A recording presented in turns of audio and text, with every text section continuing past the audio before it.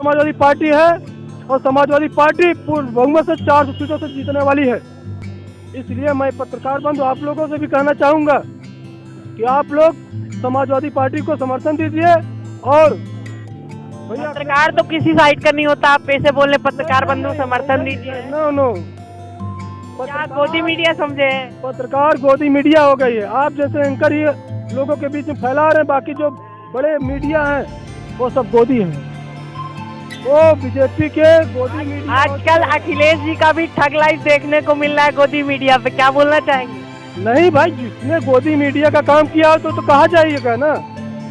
इसलिए मैं कहता हूँ बाबा जी अभी टाइम है, आप मत से चले जाइए, चुनाव मत लड़िए, नहीं तो अगर हो जरूरत तो अध्यक्ष की शरण में आ जाइए, आपको मिल जाएगा मौका।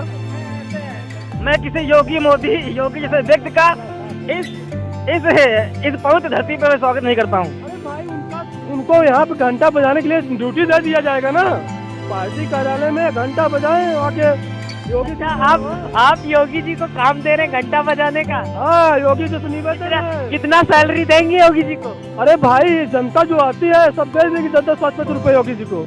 हाँ, तो आप अपील कर रहे हैं योगी जी से कि आप योगी जी को नौकरी देंगे घंटा बजाने का? हाँ, योगी जी आए पार्टी कार्यालय में, अभी मौका है, घंटा बजाने का चालू करें। पूरा जो जनता है 10-10 रुपए देगी योगी जी को। महीने में कितना दे देंगे? महीने भाई इतनी जनता आ रही है, 10 देगी तो योगी जी बहुत पा जाएंगे।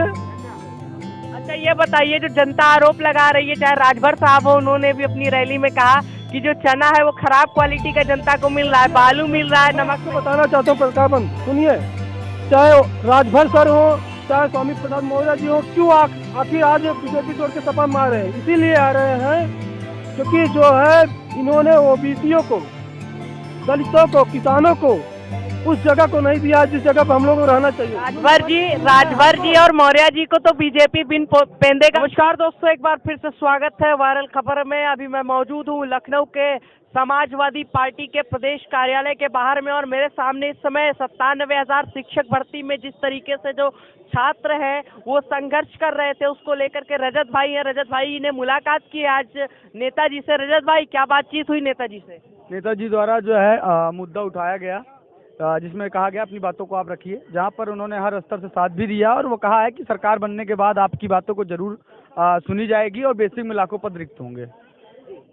ये बताइए, क्या अखिलेश जी से भी कोई मुलाकात हुई थी? देखिए, अखिलेश जी से 4-5 बार मुलाकात हुआ और ज्ञापन भी दिया गया। उन्होंने कहा कि पहले सत्ता आने दीजिए, सत्ता आने के बाद आपको पहली ही कैबिनेट बैठक में हम लाखों बेसिक में पद रिक्त जो भी विज्ञापन होगा उसको निकाला जाएगा।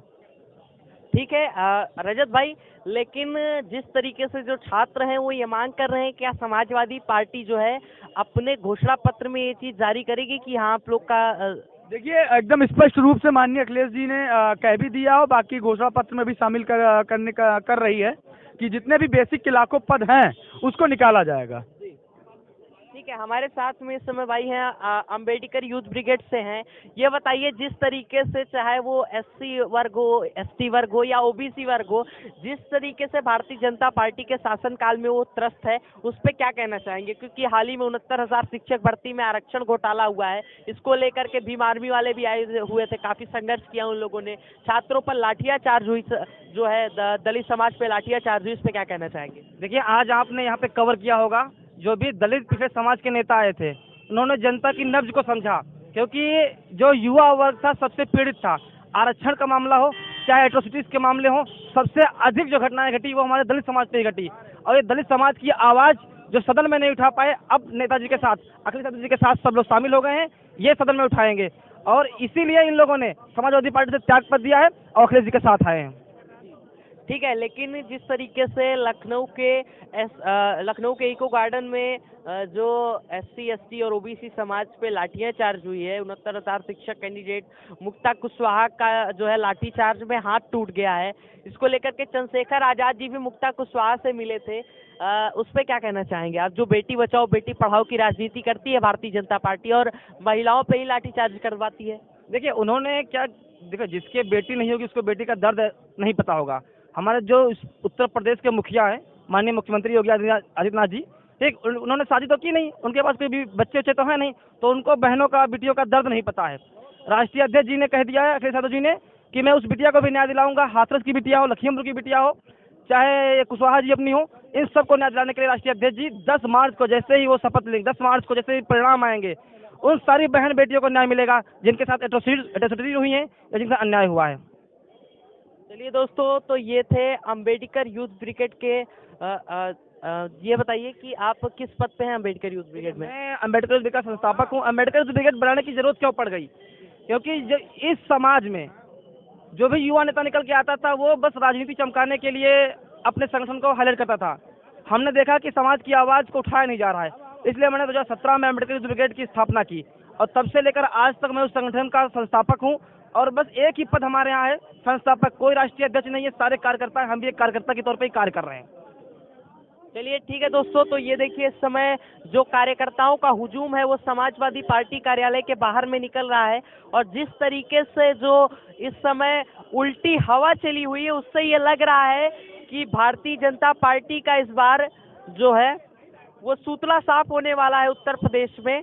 ये बताइए, जो हवा चली है उससे क्या लग रहा है कि भारतीय जनता पार्टी के विधायकों को ये हवा उड़ा के ला रही है वापस समाजवादी पार्टी में? भारतीय जनता पार्टी ये पूरी तरह खत्म हो चुकी है। लहर बड़ी करारी है, चिलम पे साइकिल भारी है। आपको यह पता होगा कि भाजपा के जितने विधायक मंत्री हैं सब समाजवादी पार्टी क्यों ज्वाइन कर रहे हैं? क्योंकि समाजवादी पार्टी की सुनामी आपके पास कैसे खबर आई कि चिलम लेते हैं? अरे क्यों नहीं लेते हो? रात में सब चिलम लेते हैं। समाजवादी पार्टी की सरकार बनेगी और आप देखिएगा, सब जांच होगी, सब सामने आएगा कि कितनी चिलम निकलती, कितना गांजा वहाँ पकड़ा जाएगा। सबको पता है कि बाबा जी रात को फूंक लेते हैं और वो नशे में काम करते हैं। नहीं तो जो गांव का, जो क्षेत्र का जो साण वाण छोड़े हैं, लोग रात रात भर जग रहे हैं। कितना नुकसान हो रहा है, गायों से, बछड़ों से लोग रात रात भर सो नहीं पा रहे, उनके खेती के नुकसान हो रहा। गैस सिलेंडर दिया मुफ्त में, 300 का गैस सिलेंडर, पहले 300 मिलता था, अब 900 1000 रुपए ले रहे हैं। बताइए महिलाओं। ये बताइए, भाई साहब बोल रहे हैं कि बाबा जी जो है चिलम फूकते हैं, कैसे पता इनको चिलम फूकते हैं? क्योंकि नशे में बाबा जी कोई काम ही नहीं कर रहे हैं। यूपीएसआई भर्ती हो, 68,500 शिक्षक भर्ती हो, चाहे जिस भी प्रकार छात्रों के ऊपर लाठीचार्ज। 2016 यूपीएसआई भर्ती वालों को पोस्टिंग दे दी। पोस्टिंग क्या दे दी? कुछ यूपीएसआई के जो भर्ती वाले थे छात्र 6 महीने ज्वाइनिंग होने के बाद चले आए घर और उनकी सुनवाई हुई। क्या हुआ? जो छात्र अगर 6 साल से सुनवाई के लिए लगे थे और उनको नहीं मिला तो क्या करेंगे, किस तरफ जाएंगे? मैं बाबा जी से पूछता हूँ, क्योंकि बाबा जी को कुछ नहीं पता है। वो छात्र जीवन जिए उनके पास बहाना है, बोलते हैं कि 2 साल कोरोना ले गया। बाबा जी छात्र जीवन जिए ही नहीं है, उनको क्या पता? अच्छा, 2 साल कोरोना के बहाने पे क्या कहना चाहेंगे? 2 साल कोरोना आ गया। कोरोना के बाद में मैं ये बोलना चाहता हूँ, कोरोना तब नहीं रहता है जब पश्चिम बंगाल का चुनाव रहता है। हाँ, कोरोना तब नहीं रहता जब इनकी रैलियाँ रहती हैं। कोरोना तभी आता है जब छात्रों को, मजदूरों, किसानों की काम नहीं होता, उसीलिए कोरोना इनका बढ़ता है और किसी लिए कोरोना नहीं होता है।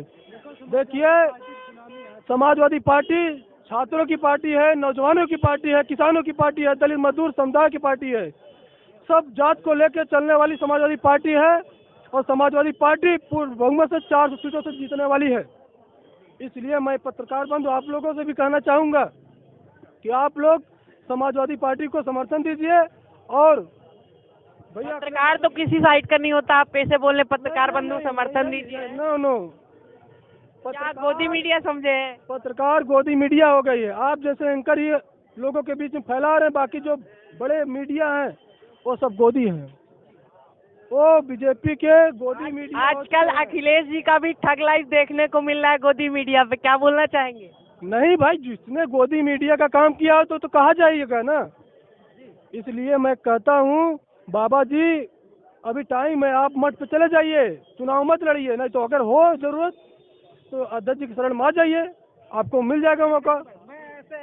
मैं किसी योगी जैसे व्यक्ति का इस पवित्र धरती पे मैं स्वागत नहीं करता हूँ। अरे भाई, उनको यहाँ पे घंटा बजाने के लिए ड्यूटी दे दिया जाएगा ना, पार्टी कार्यालय में घंटा बजाएं आके। योगी जी आप योगी जी को काम दे रहे हैं घंटा बजाने का? हाँ, योगी जी से निवेदन है। कितना सैलरी देंगे योगी जी को? अरे भाई, जनता जो आती है सब दे देगी 10-10, 5-5 रुपए योगी जी को।